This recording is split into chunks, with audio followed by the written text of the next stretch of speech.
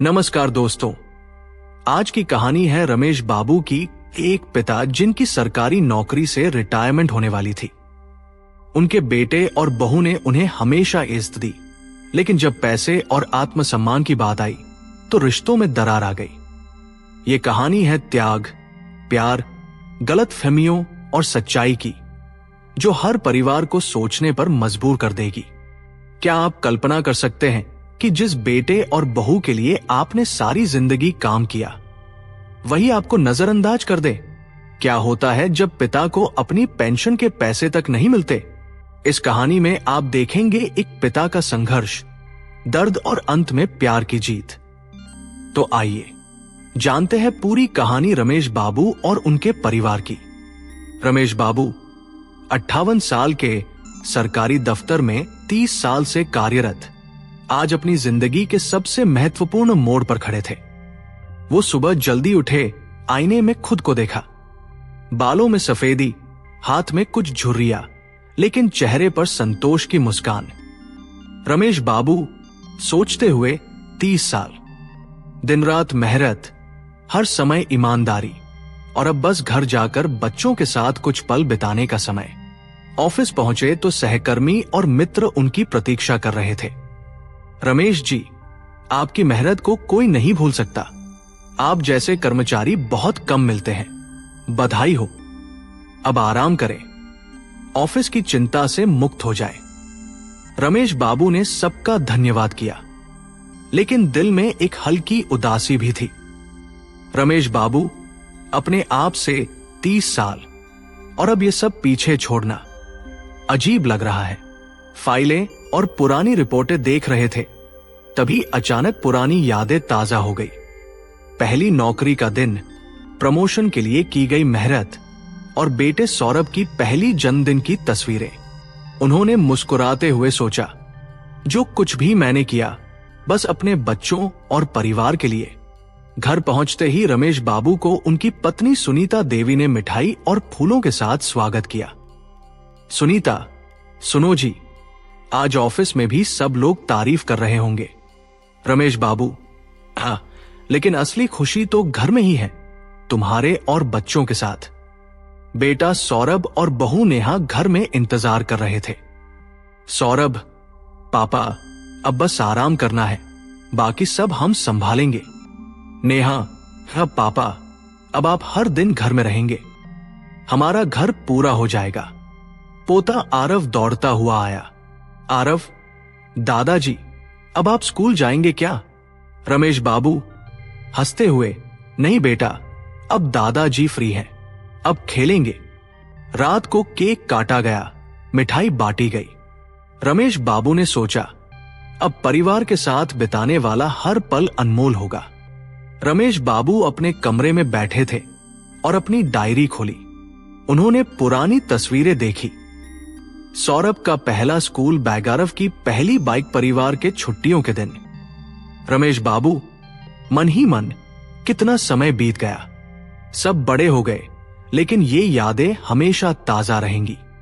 उनकी पत्नी ने चाय दी और कहा, सुनीता, अब तुम्हें आराम करना चाहिए। दिन रात नौकरी के बाद ये पल तुम्हारा है। रमेश बाबू, हाँ, लेकिन मन में एक चिंता है, बेटा और बहू मेरी उम्मीदें तो पूरी करेंगे ना? ये चिंता उनके चेहरे पर साफ झलक रही थी। कुछ दिन बाद सुबह की चाय पर सौरभ ने धीरे धीरे कहा, सौरभ, पापा, आप जानते हैं कि अब आपके रिटायरमेंट की रकम है। मैं सोच रहा हूं कि इसे हमारे छोटे बिजनेस में लगाएं। रमेश बाबू थोड़ी हिचकिचाहट के साथ, बेटा, ये पैसे मैंने अपने आराम और भविष्य के लिए जमा किए थे।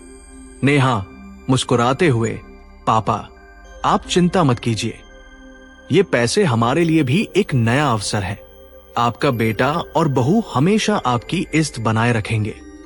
रमेश बाबू ने धीरे से सिर हिलाया और सोचा, अगर सौरभ और नेहा ऐसा सोचते हैं तो शायद उन्हें भरोसा करने में कोई हर्ज नहीं। अगले दिन से बिजनेस की तैयारी शुरू हुई। कैफे का नाम रखा गया आरव्स कैफे, पोते के नाम पर। सौरभ और नेहा ने मिलकर हर चीज की योजना बनाई, मेनू, डिजाइन, किराया और मार्केटिंग। नेहा उत्साहित होकर, सौरभ, अब पापा को भी हर दिन कैफे आने दो ताकि उन्हें लगे कि वो हमारे साथ हैं। सौरभ, हाँ, पापा की राय बहुत मायने रखती है। रमेश बाबू ने महसूस किया कि बेटा और बहू दोनों उनकी राय का सम्मान कर रहे हैं। 6 महीने तक सब कुछ बहुत अच्छा चला। कैफे में ग्राहकों की अच्छी संख्या थी। मुनाफा धीरे धीरे बढ़ रहा था। रमेश बाबू को लगता था कि अब वो अपने जीवन के सुनहरे दिन जी रहे हैं, लेकिन धीरे धीरे उन्होंने महसूस किया कि उनका दिनचर्या का हिस्सा कम होता जा रहा है। सौरभ और नेहा बिजनेस में इतने व्यस्त हो गए थे कि उनके पास पिता के लिए समय नहीं बचता था। रमेश बाबू मन ही मन, पहले दिन से मैंने अपने बच्चों के लिए सब कुछ किया, अब लगता है कि मुझे समय देना भी कोई छोटी बात लगती है। एक शाम रमेश बाबू ने नेहा से कहा, रमेश बाबू, बेटी, मुझे थोड़े पैसे चाहिए थे, दवाई खत्म हो गई। नेहा थोड़ी बेरुखी से, अरे पापा, अभी तो कल ही दवाई मंगवाई थी, आप हर बार पैसे क्यों मांग लेते हैं? रमेश बाबू धीरे से, वो पुरानी दवाई खत्म हो गई। नेहा, पापा, बिजनेस में पैसे फंसे हुए हैं, आप समझा करें। रमेश बाबू बिना दवाई लिए ही कमरे में लौट गए। रात को उन्होंने डायरी में लिखा, शायद अब मैं खर्च नहीं, बोझ बन गया हूं। कुछ दिन बाद रमेश बाबू की तबीयत खराब हो गई। बुखार और कमजोरी के बावजूद उन्होंने किसी से कुछ नहीं कहा। जब सौरभ ने देखा तो गुस्से में बोला, सौरभ, पापा, हर बार छोटी मोटी बात पर बीमार मत हो जाया करो, आप तो जरूरत से ज्यादा सोचते हो। नेहा सिसकते हुए, हाँ पापा, आप बस नाटक कर रहे हैं ताकि ध्यान मिले। ये शब्द रमेश बाबू के दिल पर तीर की तरह लगे। रात भर उन्होंने सोचा, जिस बेटे और बहू के लिए मैंने सब किया, आज वही मेरे दर्द पर शक कर रहे हैं। हर महीने जो पेंशन आती थी वो सीधे बेटे के खाते में जाती थी। रमेश बाबू ने देखा कि अब उनके खाते में पैसे नहीं आ रहे। डाकिया गलती से पेंशन का लेटर उनके हाथ में आया और उन्होंने पाया कि रकम उनके नाम पर है, लेकिन खर्च कोई और कर रहा है। रमेश बाबू धीरे से खुद से, मेरे नाम की पेंशन, लेकिन अब मेरे हिस्से में सिर्फ अकेलापन। एक शाम उन्होंने हिम्मत करके कहा, रमेश बाबू, सौरभ, मुझे अपने कुछ पैसे चाहिए, अपने छोटे खर्च के लिए। नेहा कड़क आवाज में, पापा, आपको पैसे की क्या जरूरत, खाना पीना तो घर में मिल रहा है। रमेश बाबू धीरे से, बेटी, थोड़ा आत्मसम्मान चाहिए। पूरा घर खामोश हो गया। सौरभ चुप रहा। नेहा कमरे में चली गई। रमेश बाबू ने पहली बार महसूस किया कि वो अपने ही घर में अजनबी बन गए हैं। एक सुबह रमेश बाबू अपने कमरे में नहीं थे। टेबल पर बस एक चिट्ठी रखी थी, मैं जा रहा हूं, कहीं ऐसी जगह जहां कोई मुझसे पैसे नहीं मांगेगा और जहां मुझे किसी की इजाजत की जरूरत नहीं होगी। तुम्हारा पिता घरमेश। नेहा और सौरभ दोनों घबरा गए। सौरभ हड़बड़ी में, मां, पापा कहां चले गए? सुनीता आश्चर्यचकित, कहीं चले गए लगते हैं, हमने उन्हें नजरअंदाज किया। दोनों ने हर जगह ढूंढा, पार्क, मंदिर, पुराने ऑफिस, लेकिन रमेश बाबू कहीं नहीं मिले। नेहा आंसू रोकते हुए, हमने पापा के दिल का दुखा दिया। सौरभ मन ही मन, गलती हमारी है, हमने उनकी इज्जत नहीं की। आखिरकार रमेश बाबू पुराने वृद्धाश्रम में पहुंचे। वहां की शांत जगह, छोटे कमरे और कुछ अन्य बुजुर्ग लोग उनके स्वागत में थे। रमेश बाबू धीरे से खुद से, शायद यहां मुझे वो शांति मिलेगी जो घर में नहीं मिली, जहां कोई मुझसे पैसे या समय की मांग नहीं करेगा। लेकिन उनके दिल में थोड़ी उदासी और पछतावा भी था। हर दिन सुबह सूरज निकलते ही रमेश बाबू आंगन में बैठते, पुराने दोस्तों की यादें लिखते और पोते की हंसी का सपना देखते। एक हफ्ते बाद सौरभ और नेहा दोनों वृद्धाश्रम आए। सौरभ रोते हुए, पापा, हमें माफ कर दीजिए, हमने आपकी इज्जत नहीं की।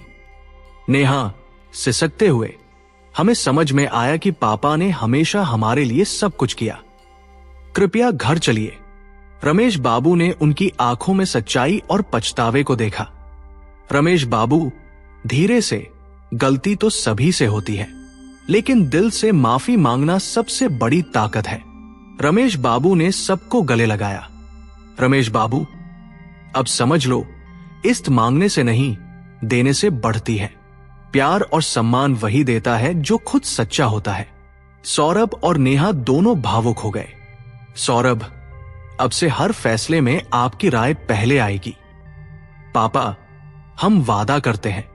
नेहा, और अब आप हमारे लिए सिर्फ पिता नहीं, दोस्त भी होंगे। रमेश बाबू ने मुस्कुराते हुए कहा। रमेश बाबू, चलो फिर घर लौटते हैं और नए नियम से जिंदगी शुरू करते हैं। घर लौटने के बाद बहुत कुछ बदल गया। सौरभ ने कैफे का बड़ा हिस्सा अपने पिता के नाम कर दिया। नेहा रोज उनकी देखभाल करती, साथ बैठकर खाना बनाती। रमेश बाबू अब हर महीने की पेंशन अपने नाम पर लेते और खुद बच्चों को जेब खर्च देते। रमेश बाबू, ले बेटा, ये पैसे बच्चों के लिए मिठाई ले आना। सौरभ, पापा, अब आप पैसे क्यों दे रहे हैं? रमेश बाबू मुस्कुराते हुए, क्योंकि अब ये मेरे प्यार के पैसे हैं, हिसाब के नहीं। पोता आरव भी हर दिन दादा के पास खेलता और रमेश बाबू अब हर पल परिवार के बीच पूर्ण रूप से शामिल थे। रात को रमेश बाबू अपने आंगन में बैठे तारों को देखते। आरव पास में खेल रहा था। सुनीता, अब चैन मिला? रमेश बाबू, हाँ मां, अब सुकून है। वक्त ने सबको सिखा दिया कि रिश्ते पैसों से नहीं, प्यार और समझदारी से चलते हैं। रमेश बाबू, मन ही मन। कभी कभी जीवन हमें सबक सिखाता है। जो पिता अपने बच्चों को जीना सिखाता है, वो उन्हें माफ करना भी जानता है, क्योंकि पिता का दिल सबसे बड़ा दिल होता है। पिता और बेटे बहू के बीच विश्वास और प्यार वापस आया। रमेश बाबू को उनके असली सम्मान और आत्मसम्मान मिले। बिजनेस भी चल रहा था, लेकिन अब परिवार के बीच संबंध सबसे महत्वपूर्ण बन गए। पिता ने दिखाया कि इज्जत मांगी नहीं जाती, समझ और प्यार से कमाई जाती है।